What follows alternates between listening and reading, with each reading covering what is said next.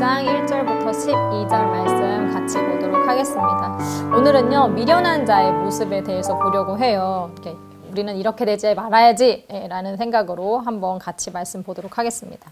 1절, 미련한 자에게는 영예가 적당하지 아니하니 마치 여름에 눈 오는 것과 추수 때에 비 오는 것 같으니라.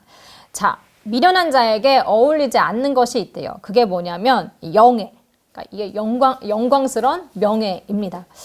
얼만큼 어울리지 않는가 하면 마치 여름에 눈이 오고 추수 때 비가 오는 것 같이 적당하지 않다고 말씀을 하고 있습니다. 자, 여름에 눈이 오고 추수 때 비가 오면 이거는 이상기상 현상이죠. 그죠? 이렇게 일이 일어나면 뉴스에 날만한 일입니다. 자, 기상이변은요, 재해와 다름이 없어요. 만약에 여름에 눈이 온다라면 어떤 일이 일어날까요? 일단 키우던 작물들이 전부 다 얼어 죽겠죠. 그죠? 그럼 추수할 때 추수할 것이 하나도 없어져요. 그리고 또 추수 때 비가 많이 온다. 그러면 어떻게 되겠어요? 망하죠. 농작물에 악영향을 끼칠 겁니다. 농작물을 어느 정도 이렇게 거둔다고 해도 이렇게 비 때문에 여러 가지로 안 좋은 상황이겠죠. 이런 것과 마찬가지로 미련한 자가 영광스러운 자리에 있으면 그것은 우리에게 재해나 다름없다라고 말씀을 하는 겁니다. 자, 사회가 정상이 아닌 이상한 상태임을 나타내는 것이 바로 이런 상태예요. 자, 그런데 우리 지금 여러분들이 생각하기에 우리 사회는 어떤 것 같아요? 이상한 사회인 것 같아요? 정상적으로 잘 이루어지고 있는 것 같아요?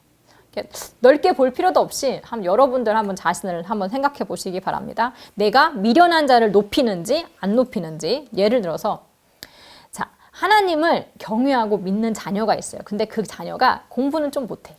근데 또 다른 한 자녀는 하나님은 믿지는 않아요. 그런데 공부를 진짜 잘해요.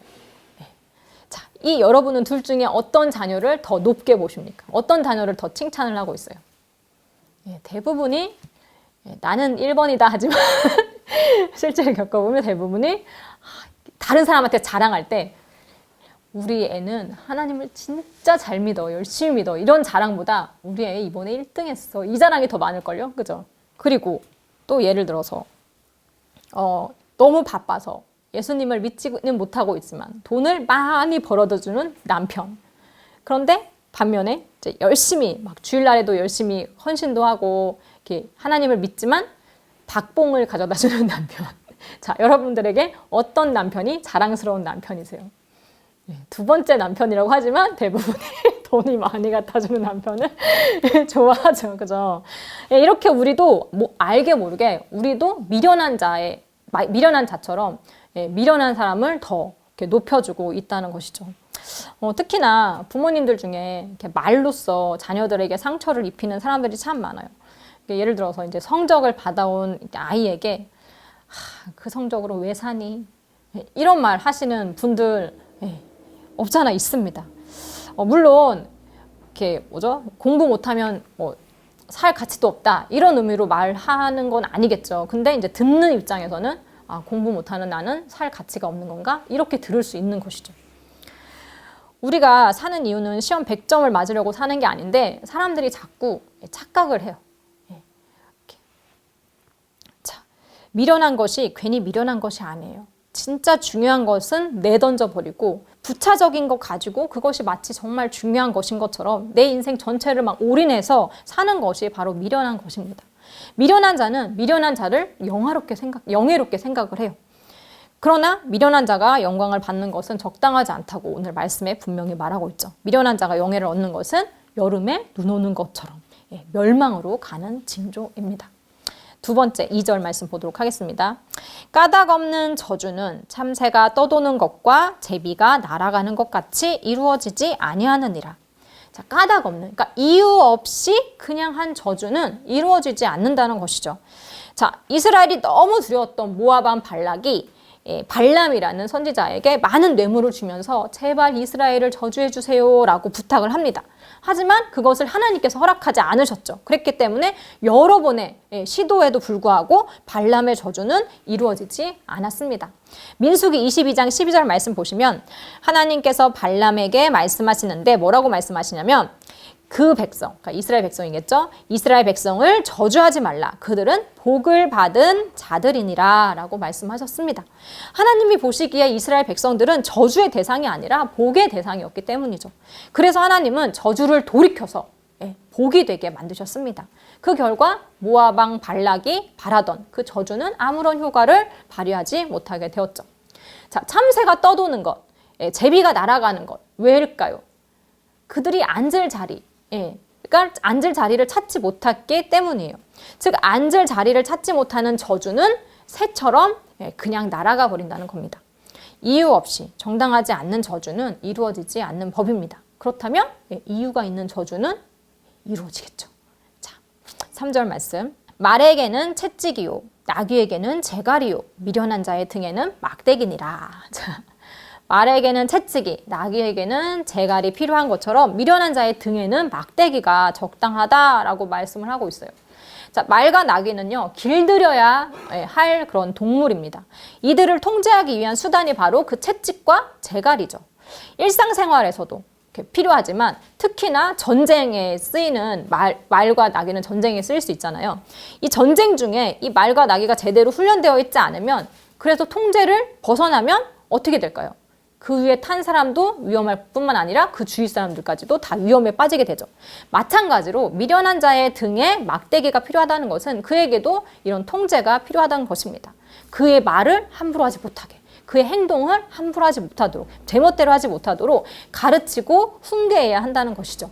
미련한 자에게 적절한 것은 1절에 나오는 영예나 영광이 아니라 바로 이 막대기다, 훈계다 라고 말씀을 하고 있는 겁니다.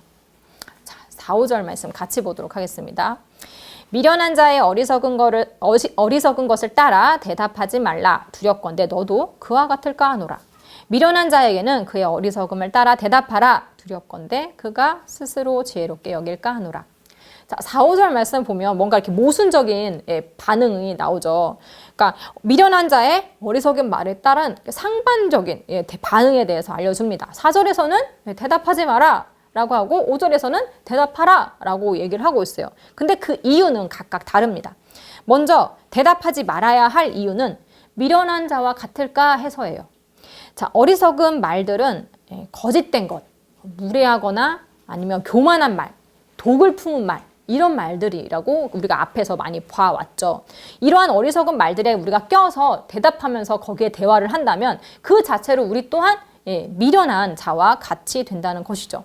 그리고 미련한 자와 대화를 하다 보면 어느 순간 자신도 모르게 그와 같은 미련한 말들을 하게 될 수도 있기 때문에 아예 대답을 하지 말라는 거예요. 아예 그 말을 섞지 말라는 것이죠.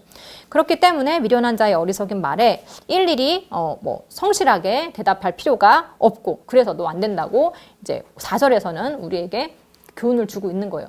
근데 5절에서 대답을 해라 할 때도 있어요. 그 이유는 미련한 자가 스스로 자신을 지혜롭게 여길까 염려가 돼서입니다. 미련한 자의 말을 듣고만 있으면 미련한 사람은 어떻게 생각할까요?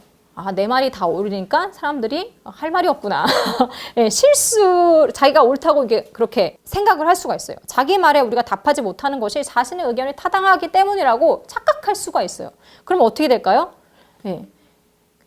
주변 사람들이 이 미련한 자의 말을 듣고 저 사람 말이 맞나 보다 라고 생각하는 또 다른 미련한 사람들이 생길 수가 있겠죠. 그러면 미련한 자의 의견이 모두가 옳다고 생각하는 의견이 되는 거예요. 그럼 그렇게 되면 될까요, 안 될까요? 당연히 안 되겠죠. 그러니까 그때 그거는 아니다. 그거는 어리석은 것이다 라고 이렇게 딱 짚어줄 필요가 있다는 것이죠. 그래야 주변 사람들이 그 어리석은 말에 휩쓸리거나 하지 않을 수 있다는 거죠.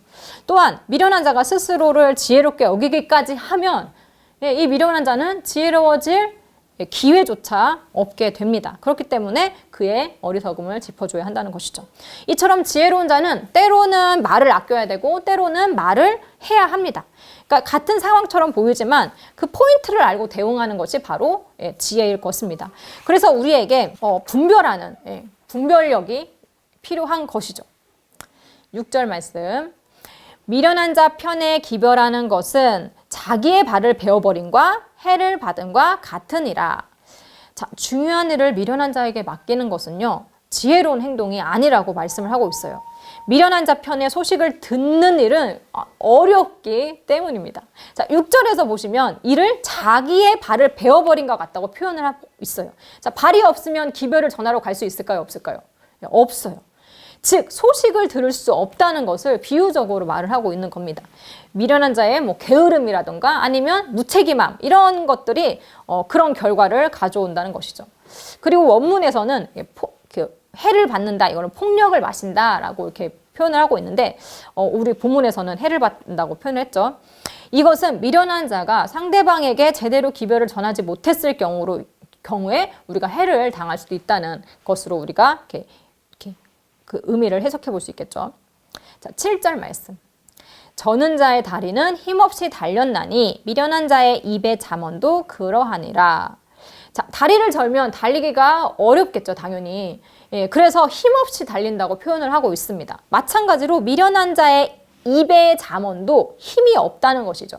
저는 자의 다리처럼 미련한 자가 알고 있는 잠언이 별 힘을 쓰질 못한다는 거예요.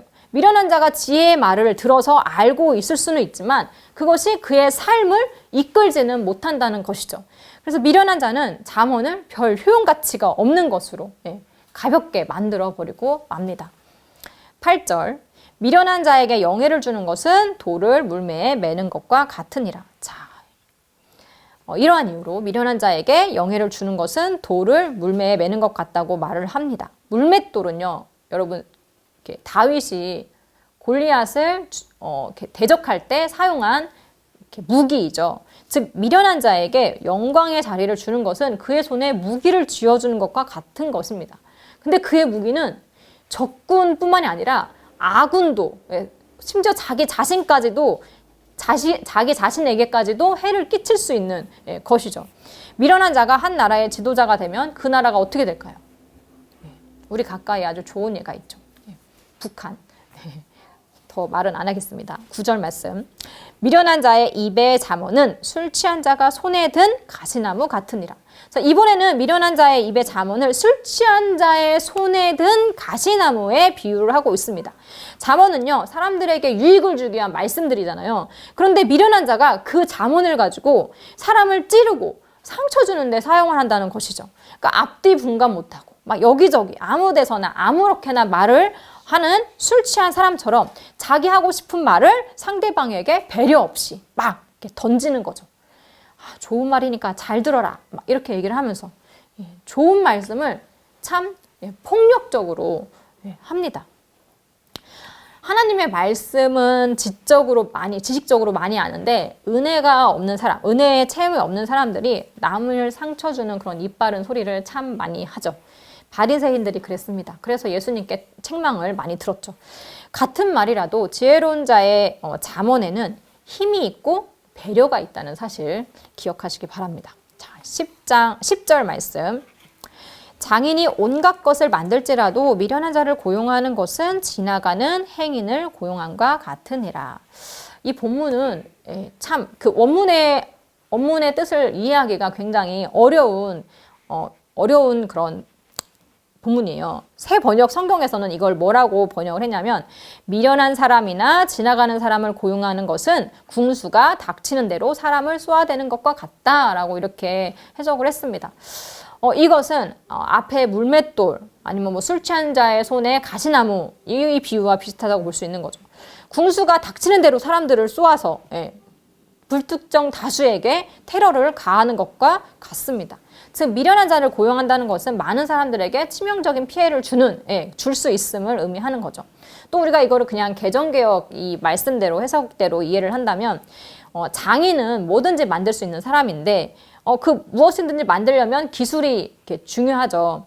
그 밑에서 일하는 그가 고용한 사람들도 어느 정도의 이렇게 자세히는 모르더라도 어느 조금이라도 그거에 대한 그러니까 지식이 있어야만 장인이 일하는데 도움을 줄 수가 있어요. 그죠? 근데 만약에 아무것도 없는 사람을 데려온다. 그러면 이제 그 사람한테 가르칠 게 도움받는 것보다 가르칠 게 더 많기 때문에 일하는 데 방해만 될 뿐이죠. 그런데 이제 10절에서는 그 미련한 자를 지나가는 행인, 즉 아무나 와 비교를 하고 있는 거예요. 미련한 자는 지식이 없어서 장인을 도울 만한 능력을 갖추지 못한다는 것입니다. 미련한 자에게는 중요한 일을 맡겨도 제대로 해내지 못하고 입에 잠언이 있어도 쓸모없는 것으로 만들었죠. 즉 미련한 자에게 지혜를 가르치는 것이 얼마나 힘든 일인지 우리에게 보여주는 것입니다. 11절 개가 그 토한 것을 도로 먹는 것 같이 미련한 자는 그 미련한 것을 거듭 행하느니라. 자, 미련한 자는 지혜를 배우지 못했기 때문에 미련한 것을 거듭 행하고 맙니다. 그것을 개가 토한 것을 도로 먹는 것과 같다라고 표현을 하고 있죠. 생각만 해도 굉장히 역겨운 일인데 미련한 자가 그렇게 산다는 것입니다. 토하고 그거 먹고 또 토하고 그걸 또 먹고 또 토하고 남일 같죠. 남일이 아닙니다. 우리 얘기예요. 우리 또한 미련한 짓을 계속하고 있죠. 죄인 줄 알면서도 또 짓고 또 짓고 회개하고 또 짓고 그죠? 같은 죄를 계속 저지릅니다. 죄는 우리가 토한 것 같이 그렇게 굉장히 더러운 것이에요. 내가 토한 것도 보기 싫을 정도인데 남이 토한 거는 얼마나 더러워요. 그죠? 보기도 싫죠. 영적인 눈으로 보면 그렇게 우리의 죄가 더러운 것입니다. 그런데 우리는 영적인 눈이 없고 그냥 개의 눈으로, 그러니까 육적인 눈이죠.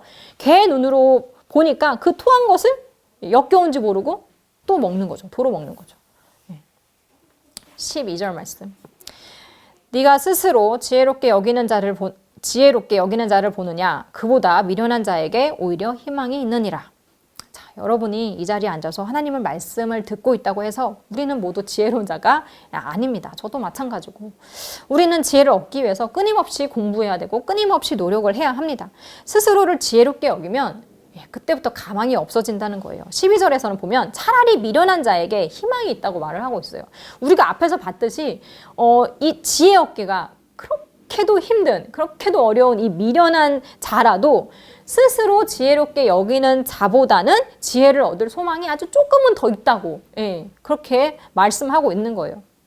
우리는 우리 스스로를 객관적으로 잘 바라볼 줄 알아야 합니다. 그러니까 우리는 이렇게 작은 지혜를 얻어놓고 세상 모든 지혜를 가진 양 그렇게 착각을 해서는 안 된다는 것이죠. 계속해서 하나님의 지혜를 얻기 위해서 애쓰고 기도하는 모두가 돼야 합니다. 그래야 우리가 미련한 자에서부터 벗어나서 지혜로운 자의 삶을 살 수 있는 것이죠. 여러분들도 모두 열심히 저도 같이 노력을 해서 지금도 이것도 노력하는 일환이죠. 하나죠. 계속 하나님 말씀을 보면서 어떻게 사는 것이 지혜로운 것인지를 배워서 지혜로운 삶을 사셔서 하나님의 복을 모두 누리시는 우리 모두가 되었으면 좋겠습니다. 오늘 말씀 여기서 마치도록 하겠습니다.